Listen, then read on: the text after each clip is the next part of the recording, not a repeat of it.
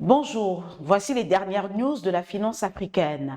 La Banque centrale des États de l'Afrique de l'Ouest, à travers son centre de formation, le Centre ouest africain de formation et d'études bancaires, en partenariat avec Afreximbank et le réseau international d'affacturage FCI, annonce l'organisation d'une série de 3 webinaires internationaux sur le thème affacturage et financement des créances.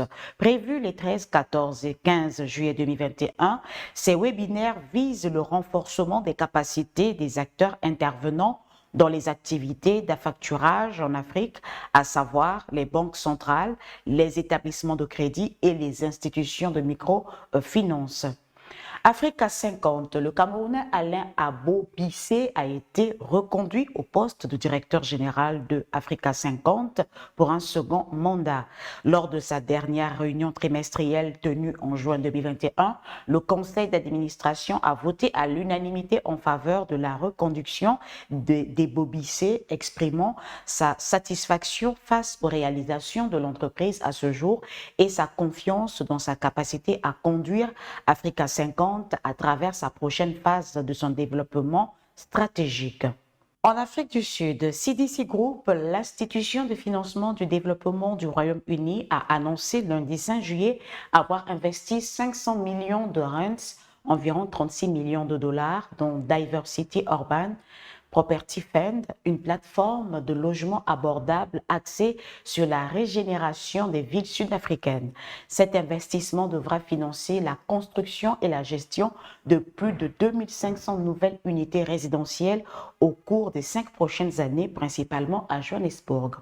Au Nigeria, les réserves de change du pays ont chuté de 5,8% selon les données publiées lundi 5 juillet par la Banque centrale nigériane.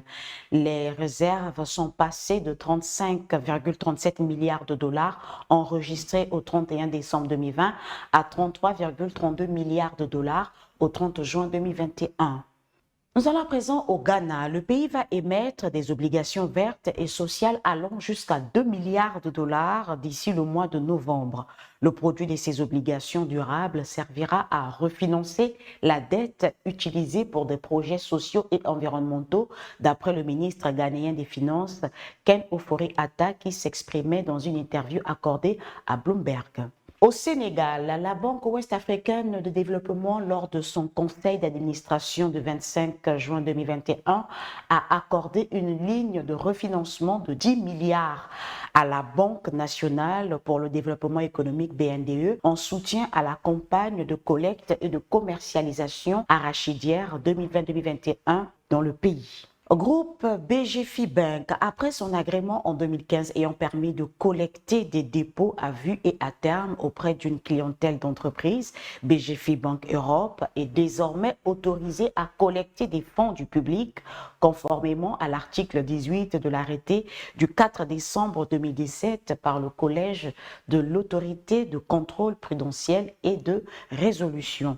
En Côte d'Ivoire, la Société internationale islamique de financement du commerce, membre du groupe de la Banque islamique de développement, a accordé un financement Mourabaha de 10 millions d'euros au groupe Bridge Bank Côte d'Ivoire. Cet accord va permettre de faciliter une part importante des besoins de BBGCI en matière de financement du commerce et de soutenir ses clients du secteur privé dans les petites et moyennes entreprises.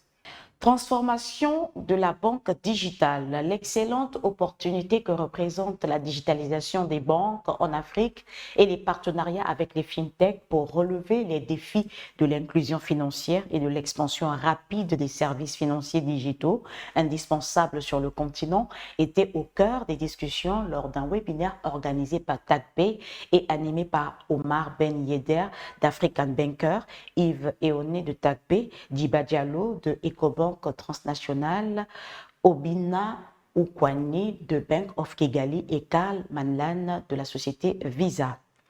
Tribune du jour, Khalid Cherkaoui Semouni, professeur à la faculté de droit à Rabat et à l'ISIC, fait un gros plan sur l'encadrement juridique de la confiance numérique au Maroc. Nous passons à présent à l'agenda. Les rencontres annuelles des mobilités se tiennent du 8 au 10 juillet à Abidjan en Côte d'Ivoire. La 4e édition du Forum international des investissements au Bénin va se tenir du 26 au 27 août 2021. Le 28e sommet officiel Afrique-France se tiendra du 7 au 9 octobre 2021 à Montpellier. Voilà, c'est tout pour les dernières news de la finance africaine. Restez connectés, l'information continue sur financialafrique.com.